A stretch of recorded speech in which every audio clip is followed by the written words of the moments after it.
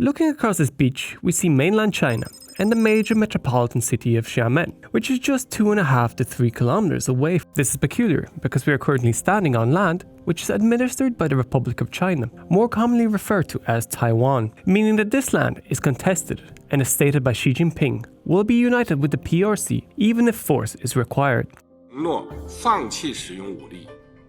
These tank traps lining this coast are not for show. This is the front line of a soon-to-be 100-year-old conflict that is yet to be resolved.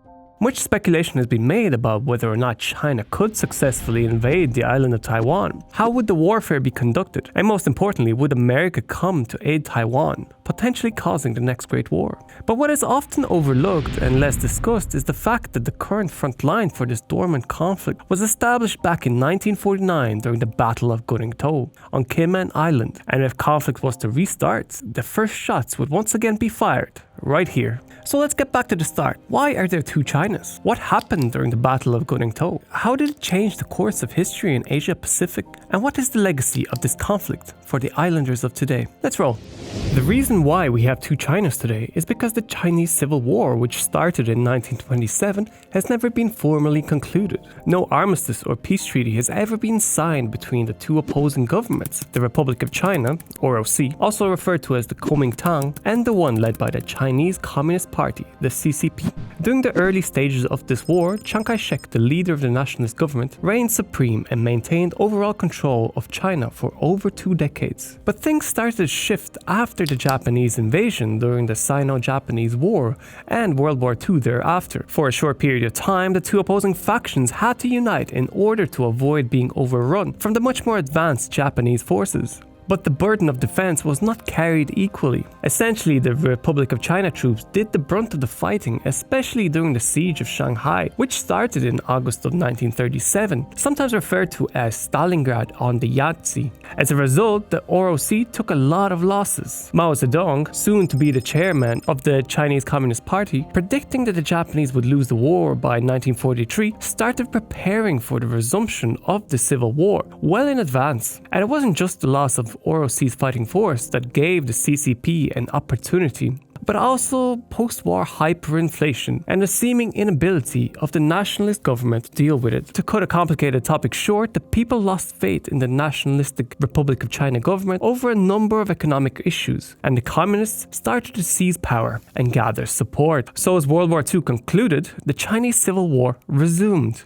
The ROC still had numeric superiority, but their numbers were no longer replenishing. On the other hand, the CCPs kept growing. Mao once remarked that if it wasn't for the Japanese invasion, the CCP would have never been able to turn the Civil War around. And so they did. By the summer of 1949, the nationalists were near total defeat all across China, and by late July, it was beyond any doubt that they would have to retreat to their final defensive line in Taiwan. For Chiang Kai-shek, this was never supposed to be a permanent solution, as he vowed to regroup and unite China under his nationalist government once again. But this is when the tale of two Chinas began, one which would come out to have 24 million people, and the other with 1.4 billion. One will become the largest communist country in the world, while the other a champion of modern democracy.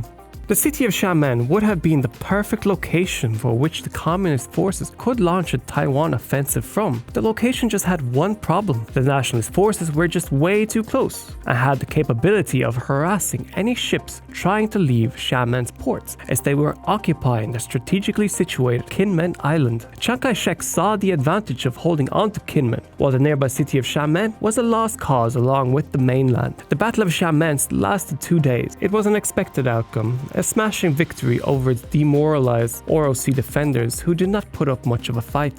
The majority of the station defenders fled on ships to either Taiwan or other outlying islands still under Republic of China's control. But there was an unexpected loss of marine transportation vessels for the communist troops. What remained for the upcoming Kinmen assault was fewer than 300 small fishing boats, none of them motorized. The battle plan for Kinmen was to land 20,000 troops on the island's beaches, but with fewer than 300 small boats available, it would have to be done in 2 batches and under the cover of darkness to avoid bombardment. Intelligence estimated that there were about 20,000 defenders on Kinmen at the time, and that their combined invasion force of 20,000 communist soldiers would be enough to take the island, especially when considering their superior morale and fighting spirit. But having ignored the advice of local fishermen, the commanders on board their vessels ordered that their approach be as close as possible to the shore so that their men would have an easier walk to the beach. Everything was fine while the vessels arrived at high tide, passing over underwater anti-ship obstacles and ship-snatching barbed wire. But when the tide began to recede, some of the vessels became entangled, and as the commanders realized the danger, they ordered the return to deeper water before even more of them got stuck. It was too late, however, as the traps set off a mine, alarming the defending force. Immediately, flares were fired into the air, which brightly illuminated the advancing army's fleet, and the nationalists had clear shots. Gunfire and bombing commenced. Some of the troops, still far from shore, had to swim or wade some 600 meters. When dawn arrived, it allowed the nationalist bombers and warships to start shelling. Eventually, reinforcements arrived to help the invaders, and they managed to push inland and towards urban areas. But the main critical error of the battle had already been made, not to mention that Kinmen turned out to be far better defended than expected, not with merely 20,000 soldiers, but closer to 50,000 or more, as well as some American-built tanks. Mao Zedong later admitted that the Battle of Kinmen was the biggest loss to the People's Liberation Army during the Chinese Civil War. On the other hand, it became the most triumphant day of the Chinese nationalist military history, as it marked a turning point, the halting of the momentum of the assault against Taiwan. It was the battle that saved the Republic of China from annihilation.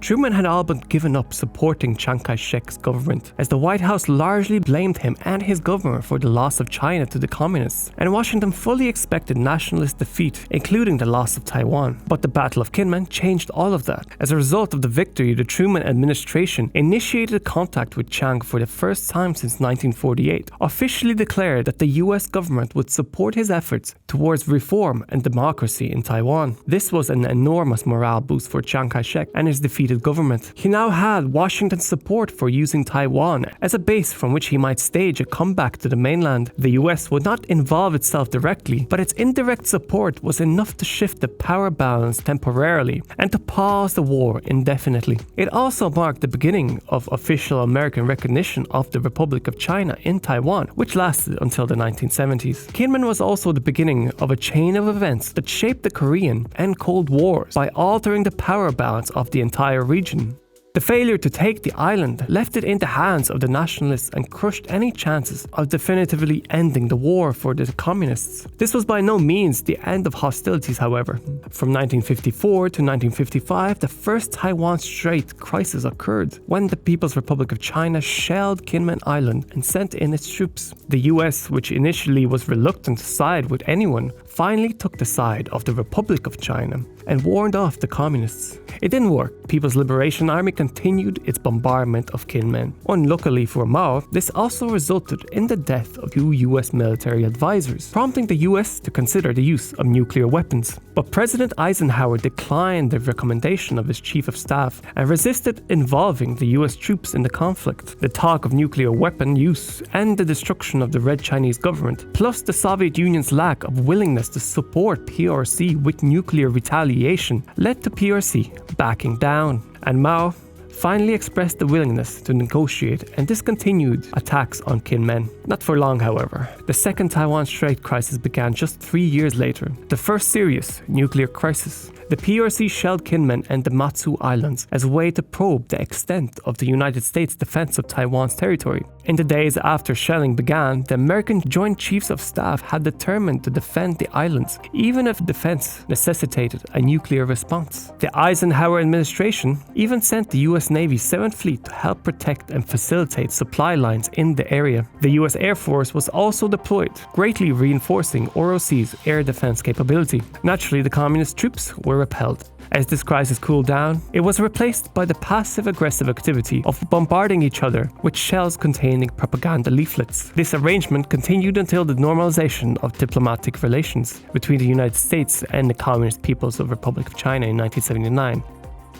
During the early days when Kinmen was under military administration, the island relied heavily on its 100,000 soldier population for its prosperity. But as the military government was dismissed and most of the troops left, Kinmen's economy suffered. But it has somewhat turned around. Ever since the opening of Kinmen in 1993 to the general public, tourism has become the main lifeline of the island's economy, with many war-related points of interest. Chinese tourists flock to the island to see the military facilities, which have been converted into tourist traps and museums with wartime themes. Now that the direct ferry connects the island with the mainland, Chinese tourists can visit the island's minefields, mortars and other wartime relics to satisfy their morbid curiosities. Over the years, Kinmen amassed a whopping 500,000 or more artillery shells scattered all over the island. The islanders learned to make knives and other tools from these gifts. One of the most curious sights on the island includes the Beishan broadcast wall, a towering concrete structure with 48 loudspeakers. This sea-facing propaganda machine blasted songs by Taiwanese singers across the sea aimed at the mainland residents. They also broadcast speeches, some of which invited mainland soldiers to defect, while loudspeakers in Xiamen returned the favor, blasting their own enlisting message across the water. The loudspeakers still play songs today, but at a much lower volume that is pleasing to the local tourists. The population of the island see themselves as Kinmenese, or as people of southern Fujian province. In other words, Chinese. They don't necessarily see themselves as ROC or PRC. They are stuck somewhere in between. Legally speaking, Kinmenese people are not Taiwanese and have an identity that sets them apart. And although they speak the same language, Taiwan and Taiwanese people are sometimes perceived as threats to the stability of Kinmen and its cultural identity. Indeed, life would likely have been easier for them had they simply been united with the mainland, as it is clearly in the island's economic interest to be integrated into the much larger Chinese economy. With the exception for the youngest generations of Taiwanese, many on Kinmen and even in Taiwan are still hoping for unification. To them, there is still only one China, and Taiwan as well as Kinmen should be a part of it. Kinmenese see themselves as a part of the Republic of China, but they do not necessarily feel any belonging or allegiance to their government officials in Taipei. And while economically uniting China might be the right decision, it would still be a gut-wrenching one, as the Kinmenese enjoy free speech, rule of law, and all of the benefits of democracy. Until the governments agree to work together and unite their vision, the people of Kinmen are likely to be stuck in limbo, perhaps still waiting for shelling to begin again, and their futures to be decided by those outside. This is the Patreon map. Please consider placing yourself on this map by becoming a top-level donor. I would also like to give a big thanks to my newest sponsors, Max Heinrichs and Kevin Post. Thank you so much for appreciating my work. If you don't believe in donations, then please visit geoperspective.org, where I have built out a collection of maps. Now have a guess where this footage was taken, and leave a comment. Geoperspective out.